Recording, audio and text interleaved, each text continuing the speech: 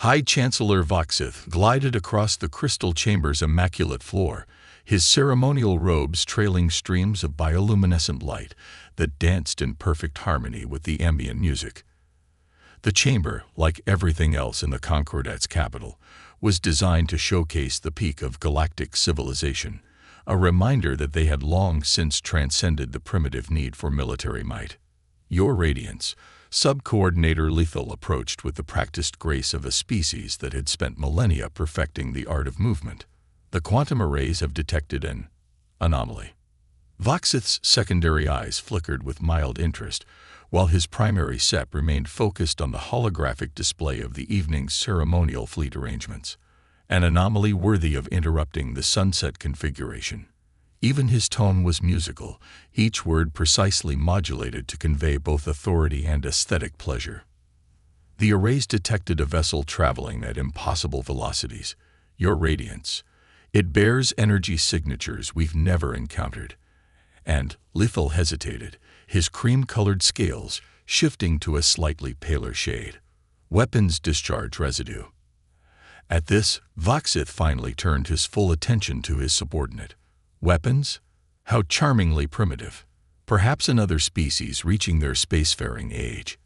We should prepare a proper welcoming ceremony. The chamber's other occupants, representatives from the 17 founding species of the Concordat, continued their choreographed movements around the central planning table.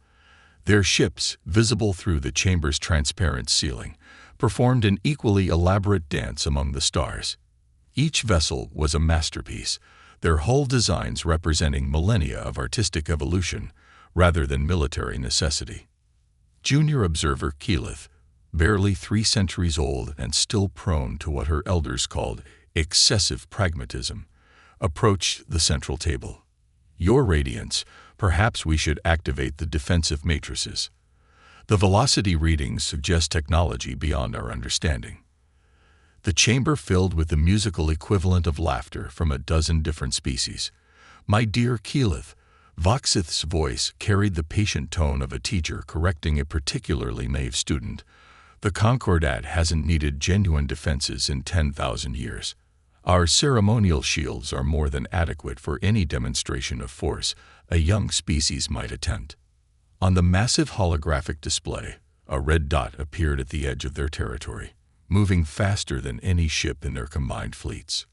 Data streams indicated weapons of incredible power had been recently discharged, energy weapons that made their ceremonial arrays look like children's toys. How fascinating, Voxith mused, his scales shifting through patterns of academic interest. Send the 3rd Aesthetic Fleet to greet them. Admiral Nuvith has been perfecting a new formation that would make an excellent first impression. Your Radiance, Keyleth persisted, her youth showing in her inability to fully modulate her tone. The vessel bears battle damage. Significant battle damage. Whatever they were fighting was clearly settled through proper diplomatic channels. Voxith interrupted smoothly, as all conflicts should be. Now shall we return to the sunset configuration? The Gamma Quadrant's alignment is off by 0.3 degrees, and we simply can't have imperfection during tonight's performance.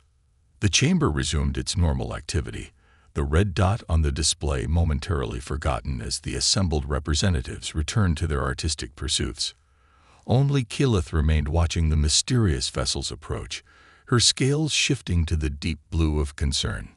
In the space above, the Concordat's mighty fleet continued its dance, each ship a testament to their mastery of art and science. Their weapons arrays, designed now only to create spectacular light shows, hadn't fired in anger for longer than most species had existed. Their shields, optimized for deflecting solar radiation to create rainbow effects, hadn't faced genuine weapons fire in millennia. They had no way of knowing that their perfect civilization was about to meet humanity, and humanity had spent the last 50 years learning the hard way that the galaxy didn't care about perfection. It cared about survival. The HMS Thunderchild dropped out of hyperspace like a predator entering a garden party. It scared by plasma burns and bearing the marks of a dozen desperate battles, stood in stark contrast to the gleaming vessels of the Concordat's Third Aesthetic Fleet. Where their ships were streamlined works of art, the Thunderchild was all angles and armor plating, its silhouette broken by point defense turrets and missile pods. Multiple contacts. Lieutenant Sarah Rodriguez reported from her tactical station, her voice carrying the edge of someone who'd seen too many friends die to take anything for granted. 17 capital-class vessels. Though she frowned at her readings, their weapon signatures are barely registering. Captain Jake Marshall stood at the center of his bridge, one hand resting on the railing that still bore the dent from their last encounter with the swarm. He was 43, but the gray in his beard and the lines around his eyes belonged to someone much older. ZUS, what are you seeing? The ship's AI materialized as a holographic Greek bust above the command console. Sir, I'm detecting 17 distinct cyber probe attempts. Their code is elegant but inefficient, like trying to pick a lock with a sculpture. Marshall allowed himself a grim smile. Show them why we don't bring art to a gunfight. Through the bridge's armored viewport, the Concordat ships were executing what appeared to be an elaborate ballet. Their hulls shifted colors in synchronized patterns, creating spectacular light shows against the backdrop of space. It would have been breathtaking if Marshall hadn't just spent 3 weeks chasing a swarm scout through 7 star systems. Sir, Commander Jack Chen, Marshall's XO, moved to his side. They're broadcasting on all frequencies. It appears to be an invitation to tonight's performance. ZUS, Marshall's voice carried the weight of command. Show them what a real performance looks like. Defensive pattern Echo 7. The Thunderchild's response to the continued hacking attempts was magnificent in its own way. ZUS didn't just rebuff the probes. It turned them back on themselves, sending cascading failures through the aliens' networks. Their beautiful light shows stuttered and died as their systems crashed. Sir, Rodriguez's hands flew across her tactical display, multiple ships going dark. Their systems are completely exposed. She paused, looking up with disbelief. Captain, their weapons, they're decorative. The whole fleet has less firepower than one of our point defense turrets. The bridge fell silent as the implications sank in. These people, with their beautiful ships and elaborate ceremonies, were defenseless. They'd turned their weapons into art installations, their shields into light shows. They have no idea what's coming, Chen whispered. Marshall's jaw tightened. He'd seen this before, civilization after civilization falling to the swarm because they weren't ready, weren't hardened by the kind of battles that had forged humanity into something that could survive in this galaxy. Open a channel, he ordered. All frequencies, all languages we know. Priority override. The Concordat fleet, their systems slowly recovering from ZUS's counterattack, had reformed into a defensive pattern that looked more like a dance formation than anything tactical. Their flagship, a vessel that resembled a glass sculpture of impossible complexity, was broadcasting demands for explanation. Marshall stood straighter, his voice carrying the authority of someone who'd ordered good people to their deaths because survival demanded it. This is Captain Jake Marshall of the HMS Thunderchild. You don't know us. You don't know what we've seen. But in approximately 72 hours, your civilization will face something that has already consumed 12 species we know of. We're here to make sure you're not number 13. He turned to his crew, seeing in their eyes the same determination that had kept humanity fighting when retreat meant extinction. Send them the Haven footage. All of it. Let's see if we can wake them up before it's too late. The Thunderchild hung there, battle-scared and deadly, a warrior among artists about to learn that the galaxy had teeth, and humanity had learned to bite back. The crystal chamber had been converted into an emergency briefing room. Though the Concordat species couldn't resist adding their artistic touches, floating light sculptures and harmonic resonances that made Marshall's teeth ache. His combat boots left scuff marks on the immaculate floor as he walked to the center of the chamber, ZUS's portable projector clutched in his scared hands. What you're about to see, Marshall addressed the assembled alien leadership, is why the Thunderchild looks the way it does. Why we build for war instead of beauty. He placed the projector on the floor. "ZUS, show them Haven." The chamber darkened, and a holographic world materialized, a pristine colony world with 3 moons and rings that would have made Saturn jealous. Haven Colony. Marshall's voice was tight. Population 8 billion. Our first and most successful extrasolar settlement. Fascinating architecture. High Chancellor Voxith commented, his scales shifting in scholarly interest, though rather utilitarian. "This footage is from 6 months ago." Marshall cut him off, something no one had done to a High Chancellor in several centuries. "Watch." The hologram shifted. Black shapes appeared at the edge of the system, organic-looking ships that moved like a swarm of locusts. The Concordat leaders leaned forward, their bioluminescence dimming in unconscious response to the threat display. "The swarm doesn't negotiate," Marshall continued as the scene unfolded. "Doesn't answer hails. Doesn't take prisoners. They convert all organic matter into biomass and move on." The hologram showed Haven's orbital defenses opening fire, railguns, plasma cannons, and nuclear-tipped missiles that would have reduced the Concordat's entire fleet to atoms. The swarm absorbed the damage and kept coming. Kilith, the young observer from earlier, moved closer to the display. "Your weapons, they're so powerful. Why didn't they?" "Keep watching." Marshall's voice was granite. The scene shifted to the surface. Civilians manning defense turrets. Children operating emergency evacuation protocols. The militia fighting with improvised weapons as the swarm's ground forces, twisted amalgamations of stolen biomass, poured through the streets. 8 billion people. Marshall continued. "We evacuated 2 million before the planet fell. I lost my wife and daughter in the 3rd wave. My son." He paused, his hands clenched. He was operating a defense turret in Sector 7. Bought enough time for 1,000 people to reach the shelters. He was 14. The chamber was silent now, the usual background music conspicuously absent. The aliens watched as Haven's cities burned, as its oceans turned black with swarm biomass, as its beautiful rings were consumed by organisms that defied description. "The swarm scout ship we followed here." Marshall looked each alien leader in their various sets of eyes. "It's calling the rest. You have 72 hours, maybe less. Your ceremonial fleets, your beautiful cities, your art, they're going to eat it all. And if you don't start listening right now, they're going to eat you too." "Impossible," Voxith whispered, but his scales had shifted to the pale color of fear. "Our civilization is perfect. We have transcended." "You've transcended nothing." Marshall's voice cracked like a whip. "You've forgotten the most important lesson in the galaxy. Peace isn't the absence of violence. Peace is having the strength to defend what matters." ZUS's projection shifted one final time, showing the aftermath. Haven was now a black sphere, its rings gone, its moons being systematically consumed. The beauty that had made it the jewel of human expansion was replaced by an organic horror that defied description.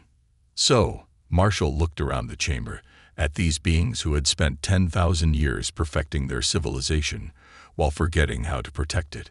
"Are you ready to learn how to fight? Or should I calm the Thunder Child and tell them to begin evacuation procedures? Because I won't watch another world die while its leaders debate aesthetics." The silence that followed was answer enough. In the space above, the Thunder Child's crew began unpacking war supplies they'd hoped they wouldn't need. It was time to teach the galaxy's artists how to be warriors. They had 3 days. The swarm arrived at Lux Prime during the planet's famous sunset ceremony. Millions had gathered to watch the Concordat ships paint the sky with light, their formations creating cascading auroras that turned night into ethereal day. No one was watching the dark side of the planet when the first spores made landfall. Multiple contacts. Rodriguez's voice cut through the Thunder Child's bridge like a blade. Swarm signatures confirmed. Larger force than Haven. At least 37 capital ships. Marshall stood at his command station, watching the tactical display with the cold fury of someone who'd seen this horror before. Time to evacuation points. 19 minutes to minimum safe distance, Commander Chen reported. The Concordat's ceremonial fleet is. They're trying to perform a welcoming display. Through the armored viewport, Marshall watched the elegant alien ships arrange themselves in a flower-like pattern, their energy arrays charging up for what would have been a spectacular light show. The first swarm bioship tore through the formation like a shark through a school of decorative fish. ZUS, broadcast override on all Concordat frequencies, Marshall barked. Full tactical package, emergency protocols, everything we gave them. Rodriguez, charge all weapons. Chen, plot me a course through their line. We're going to show them what real warfare looks like. The swarm ships were massive organic constructs, their surfaces rippling with stolen biomass from a dozen worlds. They ignored the Concordat's attempts at communication, their tendrils reaching out to grab the beautiful but defenseless ships. Sir, Rodriguez's voice was tight. First Concordat vessel breached. They're not even trying to evade. Marshall's jaw clenched. ZUS, show them Haven Defense Pattern Delta. Full tactical display on all their bridges. The Thunderchild surged forward, its upgraded engines pushing it past anything the Concordat had ever built for speed. The first volley from its main guns, real weapons, not artistic arrays, tore through a swarm bioship's central mass. The creature's death scream echoed through subspace, a sound the Concordat species had never heard, but humanity knew all too well. Pattern recognition confirms Haven tactical data, ZUS reported. These are the same ships, sir. They've adapted to our previous strategies. Marshall nodded grimly. Then we adapt faster. Rodriguez, prepare the Concordat mass driver solution. The tactical officer's eyes widened. Sir, that's the only way to save these people from themselves, Marshall finished. Execute. The Thunderchild's gravitic tractor beams, designed for rescue operations, locked onto a fallen Concordat vessel. With precision born of desperate innovation, they swung the beautiful but dead ship like a club, its crystalline hull becoming a weapon as it smashed through 3 swarm vessels. Broadcast on all frequencies, Marshall ordered. This is Captain Marshall to all Concordat ships, your ceremonial arrays, the ones you use for light shows. Reverse the polarity and fire directly into the swarm's sensor clusters. Now, slowly, painfully, the surviving Concordat ships began to respond. Their artistic energy arrays, reconfigured according to the Thunderchild's transmitted specifications, began firing actual weapons. The effect was minimal, like fighting a forest fire with garden hoses, but it was something. Sir, Chen reported, we have 2 million civilians at evacuation point Alpha. Concordat ships are finally beginning emergency protocols. Marshall watched another beautiful alien vessel die, its crystal hull shattering as swarm tendrils pulled it apart. But this one died firing, its crews finally understanding that survival meant more than aesthetics. Get those civilians out, he ordered, and prepare the Thunderchild for close-range engagement. We're going to buy them time to learn how to fight. In the space above Lux Prime, humanity's lessons in warfare began with fire and death. The Thunderchild danced between swarm vessels, its battle-scarred hull a testament to survival, its weapons teaching the galaxy that beauty meant nothing if you couldn't protect it. The Concordat was learning. But the question remained, would they learn fast enough? The Thunderchild's hangar bay had been transformed into an impromptu war college, where once the Concordat's engineers had crafted delicate sensor arrays for light shows, they now learned to install point defense turrets. Marshall watched from the upper deck as his crew taught lessons bought with human blood.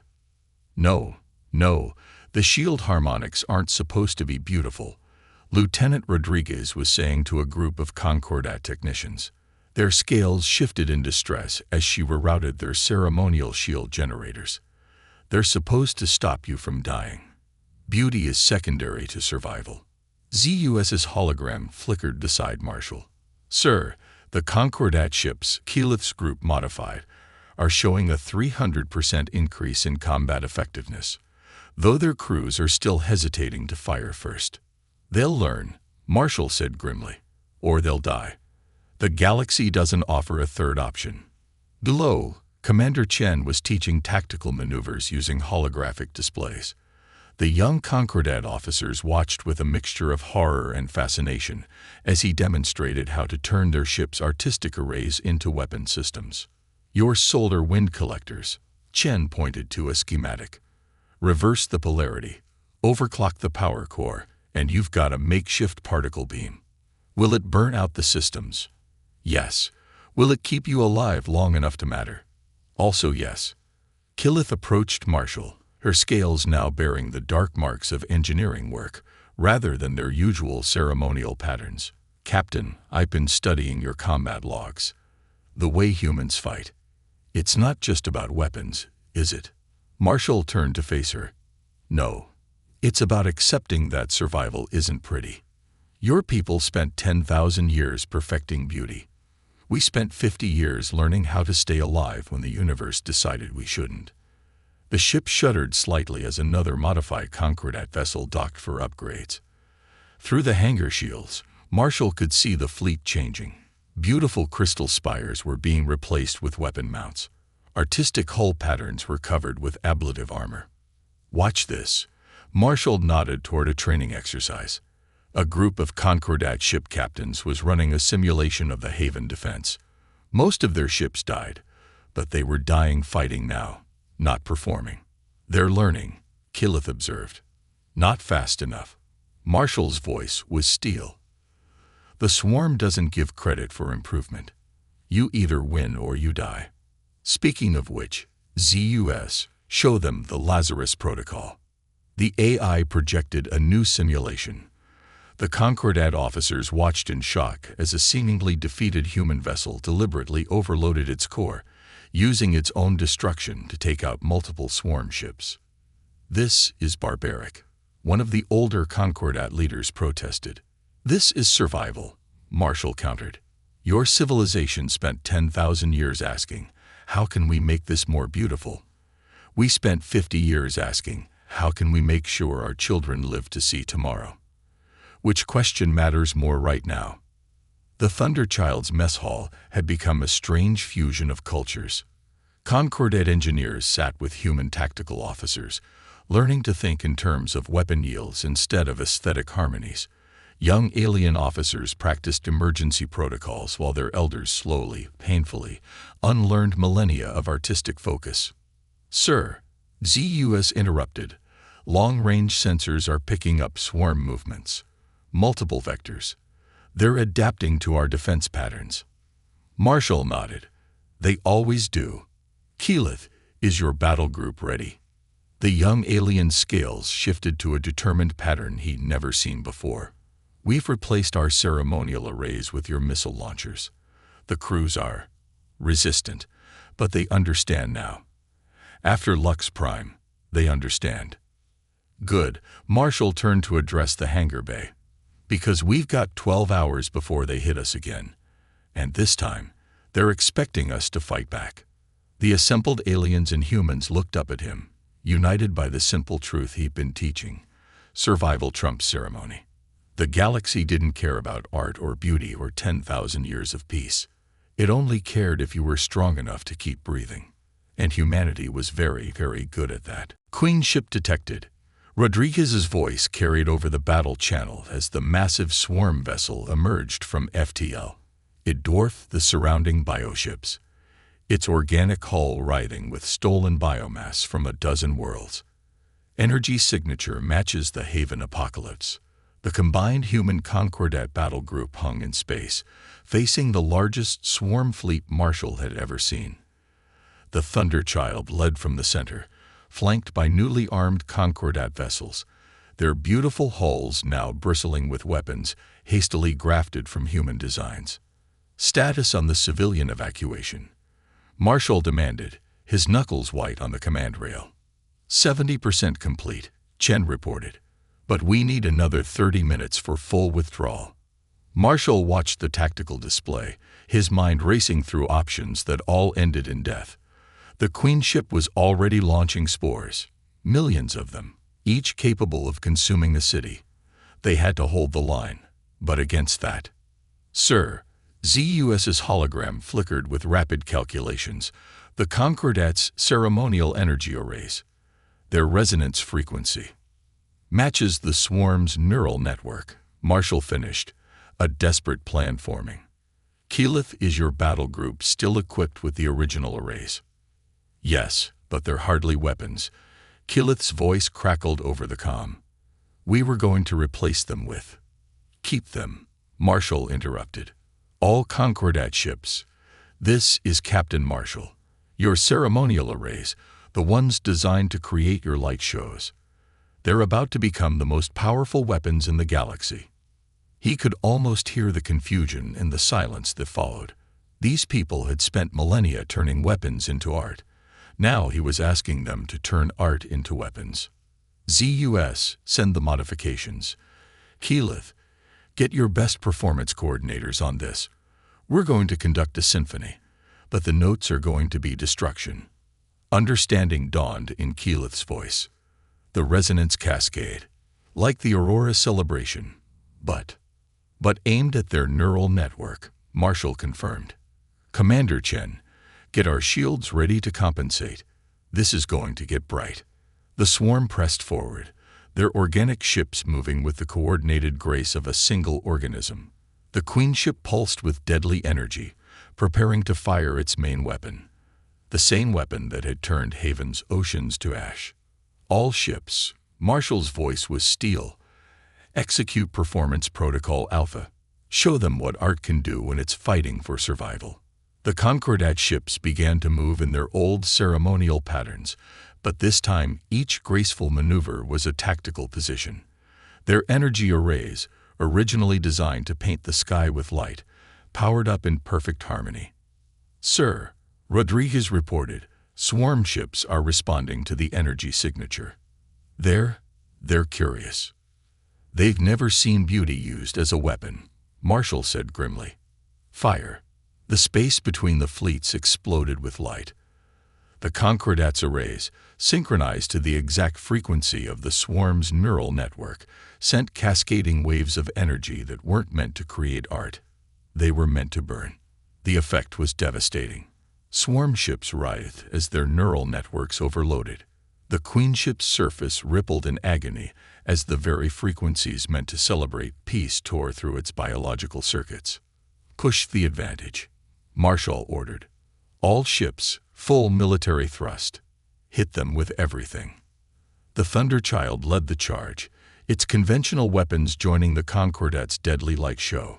Human missiles and alien energy beams struck in concert, each complementing the other in a dance of destruction. The Queen ship fought back, launching waves of biomass that threatened to overwhelm them. But for every attack, the combined fleet had an answer. Human tactical doctrine merged with alien precision, creating something entirely new, a warfare that was both beautiful and lethal. Sir, Chen's voice was incredulous. The civilian ships are clear. And the swarm, they're retreating. Marshall watched as the mighty Queen ship, its neural network shattered by frequencies meant for art, began to withdraw. Around it, its smaller ships were either dead or dying, their biological systems overwhelmed by the very thing they'd dismissed as meaningless. Beauty turned to purpose. The galaxy had just learned that humanity didn't just teach war. They taught evolution. The Thunderchild's bridge was a wreck. Smoke curled from shattered consoles, and emergency force fields flickered where hull breaches threatened to vent the command crew into space. Marshall stood at his post, blood trickling from a cut above his eye, as he surveyed what remained of their combined fleet. Status report, he commanded, his voice hoarse from hours of issuing orders. Hull integrity at 28%. Rodriguez reported from her partially functioning tactical station. Main weapons are offline. We've lost contact with decks 3 through 7. Sir, ZUS's hologram flickered erratically. The swarm is regrouping at the edge of the system. The Queen ship's neural damage was significant, but they're adapting. They're learning. Marshall nodded grimly. They always do. Status of the Concordat fleet. Keyleth's battle group is at 60% strength. Chen reported from a makeshift command console rigged from emergency systems. They're fighting well, sir. Better than anyone expected. Through the cracked viewport, Marshall watched as the transformed Concordat ships moved with deadly purpose. Their once pristine hulls were scared and broken, but they held formation with military precision. They'd learned warfare in days what had taken humanity decades to master. New contact. Rodriguez's warning cut through the smoke-filled air. Multiple signatures. Sir, it's another queenship, bigger than the first. Marshall's jaw tightened. They'd bloodied the swarm's nose, shown them that art could be weaponized. Now the hive was responding with overwhelming force. The Thunderchild can't take another direct engagement. Chen said what everyone was thinking. We need to withdraw. Regroup. No. Marshall's voice was iron. If we retreat, we give them time to adapt, to evolve countermeasures against the resonance weapons. We hit them now, while we still have the advantage of surprise. Sir, Keyleth's voice crackled over the damaged comm system. My ships are ready. We've modified our ceremonial chambers into missile bays. The crews are calling it the Marshall Doctrine. Beauty with teeth. A ghost of a smile crossed Marshall's battle-worn face. Good, because we're about to try something that's either brilliant or suicidal. ZUS, tell me about gravity wells and swarm neural networks. The eye's calculations flickered across a surviving display. The queenship's biomass is particularly susceptible to gravitational stress. If we could create a focused gravity well, like the one used in the Concordat's stellar dance ceremony, Keyleth interrupted, understanding dawning in her voice. We could trap them, disrupt their entire command structure. Marshall nodded. Commander Chen, get me contact with all surviving ships. We're going to conduct one final performance. The plan was audacious, suicidal. The kind of desperate strategy that humanity had perfected when facing extinction. The Concordat ships would use their modified ceremonial arrays to create a massive gravitational performance space, not for art, but for war. The Thunderchild, despite its crippled systems, would lead the swarm directly into the trap. All ships, execute Battle Symphony Omega, Marshall ordered. Show these bastards what happens when you force artists to become warriors. The space around them warped as dozens of Concordat ships activated their gravity systems simultaneously.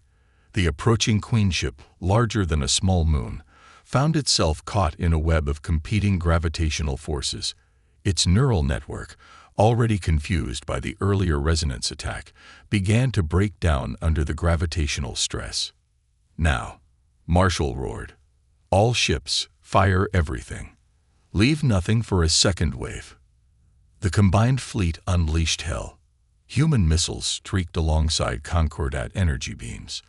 Improvised weapons born of desperate innovation struck alongside repurposed artistic arrays.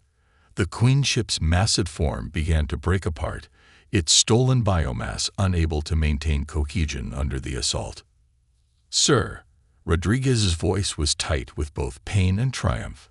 The swarm fleet, they're not just retreating, they're dying. Marshall watched as their enemy, the scourge that had consumed so many worlds, finally learned what humanity had known for centuries. True strength wasn't about size or power. It was about evolution, adaptation, the will to take what you were and become what you needed to be. The Concordat had evolved, and the galaxy would never be the same. The crystal chamber looked different now. Battle damage had cracked its perfect surfaces, and hastily installed tactical displays marred its artistic symmetry. But as Marshall stood before the assembled Concordat leadership, he saw something more valuable than perfection. He saw strength. The swarm has been driven from our space, High Chancellor Voxith announced, his scales now bearing the metallic sheen of combat honors rather than ceremonial patterns. Our fleets report no further contact across 17 sectors. We are victorious. The last word seemed to catch in his throat, as if the very concept of military victory was foreign to his species. Perhaps it had been, until now. "The Thunder Child's long-range sensors confirm," Marshall added, his dress uniform unable to hide the bandages beneath. "The swarm is retreating to deep space. They've learned that this sector of the galaxy isn't the easy prey they thought it was." Keyleth, now bearing the rank markings of fleet commander, stepped forward. "The Council has convened to discuss our future. Captain Marshall, you've taught us more than warfare. You've taught us balance." ZUS materialized beside Marshall, its holographic form now incorporating elements of Concordat artistic design. Beauty and function in harmony. The modified defense networks are operational across all major systems. The Concordat's artistic arrays have been successfully converted into the most sophisticated early warning system humanity has ever encountered. Marshall surveyed the chamber, where once there had been only artists and philosophers. He now saw warriors who hadn't forgotten how to create beauty. Their ships still danced among the stars, but now those dances were backed by real weapons and battle-tested crews. "The Council has a proposal," Voxith continued. "We offer humanity not just membership in the Concordat, but a leadership role in our combined fleet. Your experience, your perspective, would be invaluable." Marshall thought of Haven, of the worlds lost before they learned to fight back.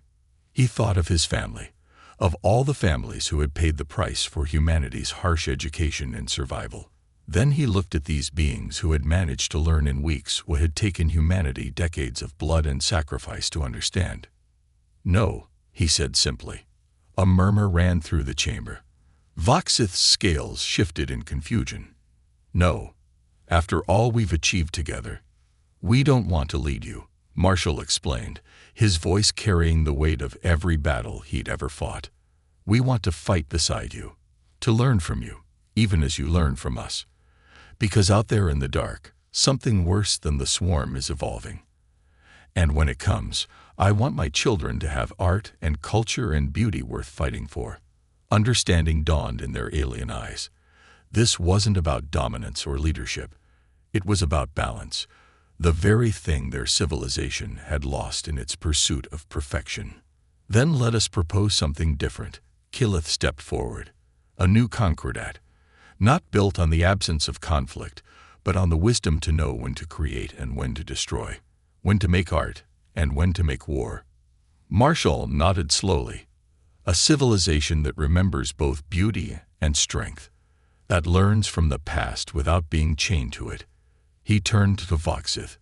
"Can your people accept that change?" The High Chancellor's scales shifted through patterns Marshall had never seen before, something between combat readiness and artistic expression. "We already have. Look around you, Captain. We kept the art, but we added the armor. Perhaps that's what true civilization means, not the absence of warfare, but the wisdom to protect what makes peace worth having." As if to emphasize his words, a Concordat battle fleet passed overhead, their modified hulls catching the sunlight. They were still beautiful, still graceful, but now they moved with purpose, with strength. They had evolved. "To the future, then," Marshall raised his hand in salute. "May we be strong enough to protect it, and wise enough to make it worth protecting." The galaxy had changed. The Concordat was no longer just a collection of artists, and humanity was no longer alone in understanding the price of survival. Together, they had created something new, a civilization that could both create beauty and defend it. And somewhere in the darkness between stars, the next threat was waiting to test their resolve. They would be ready.